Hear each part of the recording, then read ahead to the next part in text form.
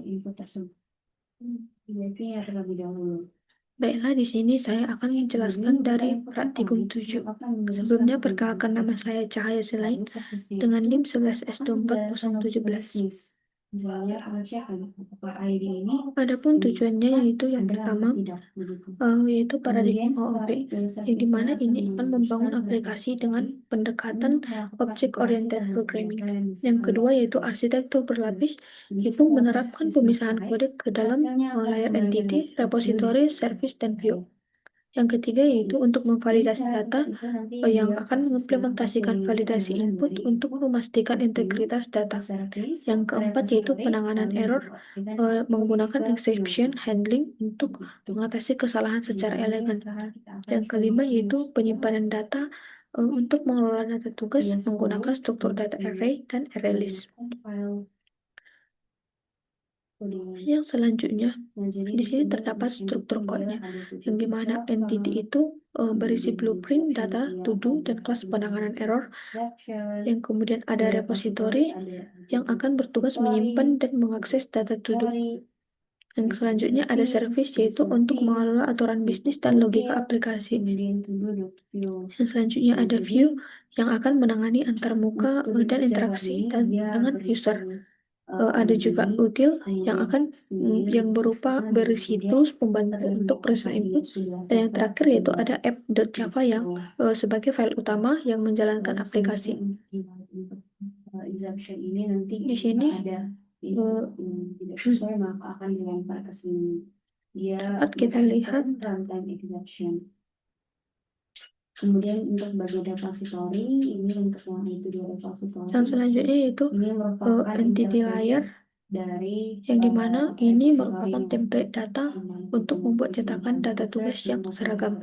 Kemudian untuk menjaga kualitas data dengan memastikan judul tugas itu harus dimulai dari huruf besar, minimal 6 huruf, dan tidak boleh spasi di depan. Kemudian akan memberi ID otomatis yang pada setiap tugas baru langsung muncul, langsung dapat nomor urut sendiri, dan yang standarisasinya itu semua data tugas harus ikut aturan yang sama.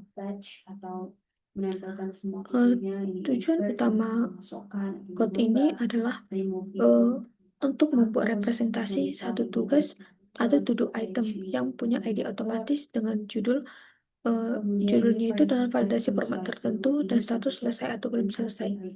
Jadi penjelasan singkat logikanya yaitu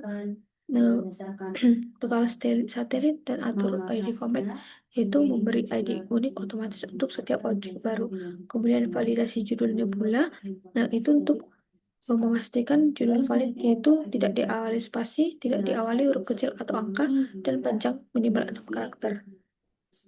Ada juga konstruktor untuk membuat objek baru dengan judul dan status opsional sekaligus memanggil validasi dan pemberian ID.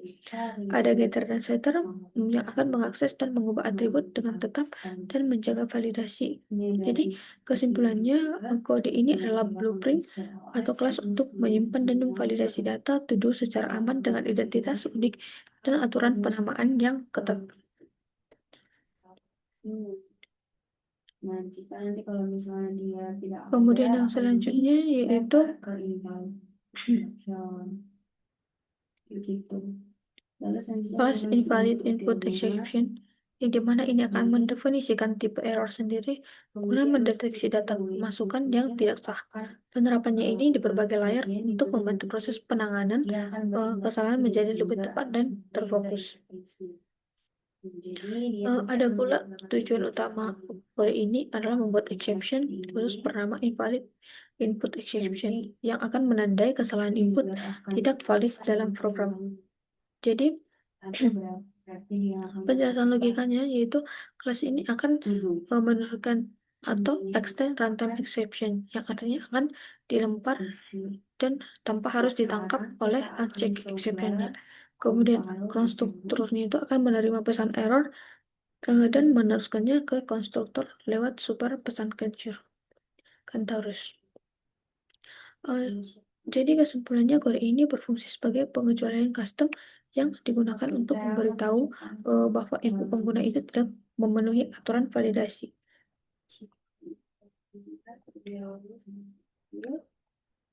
Kemudian yang selanjutnya itu interface itu repository dan to-do repository, yang dimana ada tujuan masing-masing.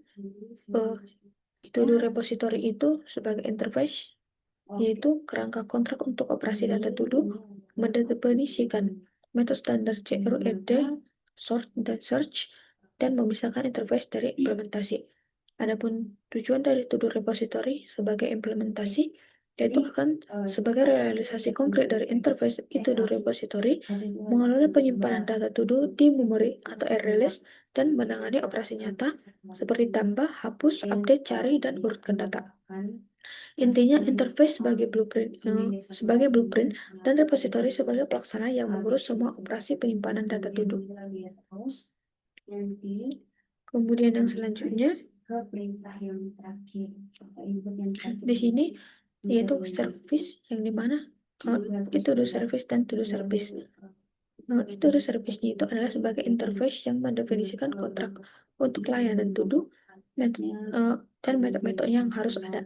Kemudian untuk to do service adalah implementasi nyata dari interface tersebut yang akan mengisi logika bisnis dan menjalankan operasi-operasi yang didefinisikan di to-do service. Jadi to-do service ini akan mewujudkan dan mengimplementasi metode-metode yang ada di to-do service untuk menangani logika dan interaksi data. Kode ini berhasil menerapkan konsep OOP. Kemudian yang selanjutnya yaitu ada kelas input util, yang dimana tujuan utama kelas input util ini yaitu menyediakan alat bantu atau utility untuk mengambil dan memvalidasi input dari pengguna melalui konsol dengan aman, sehingga setiap data yang dimasukkan pengguna akan dapat diterima dalam bentuk yang benar dan sesuai kebutuhan programnya. Struktur program ini siap untuk dikembangkan, misalnya untuk integrasi database atau Di sini tujuan utama kode ini adalah menyediakan alat bantu atau utility untuk mengambil input teks dari pengguna melalui konsol dengan validasi agar tidak kosong. Jadi, di sini terdapat scanner yang akan digunakan untuk membaca input dari konsol. Kemudian ada juga ambil input collection, yang dimana akan menampilkan pesan permintaan input ke pengguna, lalu membaca baris yang dimasukkan. Jika inputnya kosong, maka fungsi langsung melempar invalid input exception agar program tahu inputnya itu tidak valid. Jika valid, input itu akan dikembalikan ke pemanggil fungsi. Jadi kesimpulannya, kode ini akan berfungsi sebagai validator input teks dari pengguna dan akan memastikan tidak ada input kosong sebelum digunakan oleh bagian lain dari program. Kemudian yang selanjutnya yaitu ada view to do view, yang dimana ini akan menyediakan tampilan antarmuka berbasis konsol yang berfungsi untuk menampilkan daftar to do dan memfasilitasi interaksi pengguna dengan sistem melalui menu pilihan. Kelas ini nanti akan menghubungkan pengguna dengan logika bisnis to do service, sehingga setiap input atau perintah dari pengguna dapat dijalankan dan hasilnya ditampilkan secara langsung di layar konsol.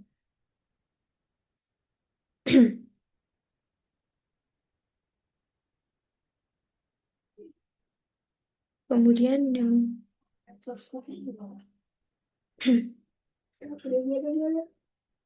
tujuan utama kode ini adalah untuk mengelola seluruh interaksi pengguna di konsol untuk aplikasi to do. Jadi logikanya yaitu untuk menampilkan menu data dan membaca pilihan pengguna, yang dimana menjalankan operasi to do itu sesuai pilihan, dimana ada tambah to do yaitu untuk mengambil input judul, validasi, lalu simpan. Ada ubah to do yaitu untuk mengambil ID, validasi, ubah judul, dan selesai. Kemudian ada cari to do, di mana itu untuk meminta kata kunci dan tampilkan hasil pencarian. Ada juga urutkan to do, di mana itu untuk memilih kriteria dan arah pengurutan. Kemudian ada juga hapus to do, yang akan mengambil ID dan hapus to do yang sesuai. Jadi nanti setiap input dari penggunanya itu akan divalidasi agar tidak kosong, tidak salah format, dan hanya menerima nilai yang benar. Dan juga jika inputnya itu tidak valid, maka programnya itu akan melempar invalid input exception itu dan menampilkan pesan kesalahan tanpa menghentikan program. Jadi kesimpulannya itu adalah kode ini akan sebagai pengendali utama antar muka pengguna yang memastikan semua operasi to do berjalan dengan input yang benar dan aman. Kemudian yang terakhir yaitu ada kelas app yang berfungsi sebagai titik awal atau main class yang menjalankan seluruh program. Kelas ini akan menghubungkan semua komponen utama to-do repository, to-do service, dan to-do view dengan membuat objek dari masing-masing kelas tersebut dan menyusunnya agar dapat saling berinteraksi melalui app dan juga melalui app program dapat memulai proses tampilan dan logika aplikasi to-do secara keseluruhan. Kemudian di sini terdapat kesimpulan di mana to-do list ini akan menerapkan OOP dengan arsitektur layer yang jelas memisahkan entity, repository, service, dan view. Code modular memudahkan pengembangan dan testing, sementara interface dan exception handling memastikan fleksibilitas dan penanganan error yang baik. Interaksi terkontrol antar komponen menciptakan alur data yang efisien dan menjadikannya contoh praktis arsitektur Java berbasis layer. Kemudian di sini kita akan mengcompile code yang kita sudah buat.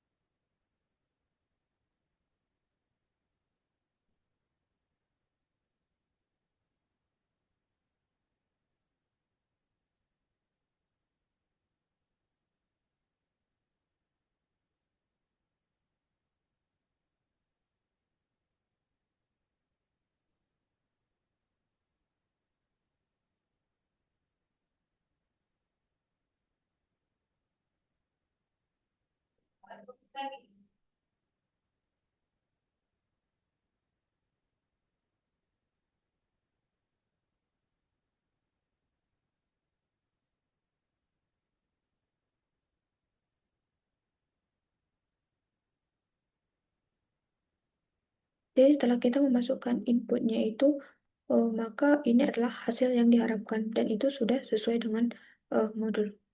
Baiklah, sekian yang dapat saya jelaskan. Terima kasih.